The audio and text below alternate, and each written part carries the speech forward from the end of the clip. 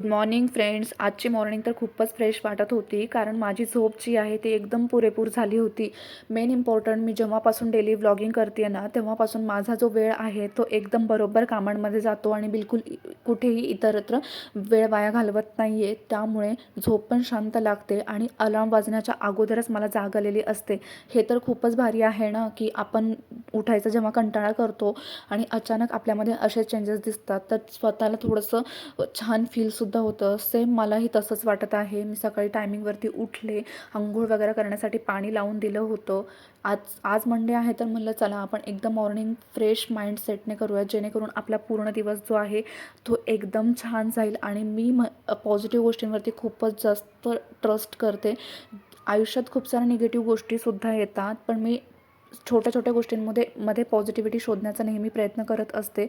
आणि त्याच पद्धतीने मी सकाळी स्वतःचा माइंडसेट खूप छान केला. गॅलरीमध्ये बसून असं गरम पाणीसुद्धा पिलं होतं आणि चिया सीड्स रात्री सोक करून ठेवले होते, त्यासुद्धा एकदम शांत पद्धतीने स्वतःचा टाईम 10 ते 15 मिनटं स्वतःला दिला. आणि जेणेकरून आपलं जे आहे ना माइंड एकदम रिफ्रेश होऊन जातं आणि आपण आपल्या दिवसभराच्या कामांसाठी एकदम जे आहे ते रेडी होऊन जातो. तर कसं आहे, सध्या वातावरण म्हणजे सकाळी थोडीफार थंडीसुद्धा वाजते आहे, त्यामुळे चहा प्यायची इच्छा झाली होती. तसं तर मी चहा सोडला होता, पण थंडी वाजत असल्यामुळे म्हणलं चला आपण थोडंसं अद्रक टाकून चहा वगैरे बनवूयात.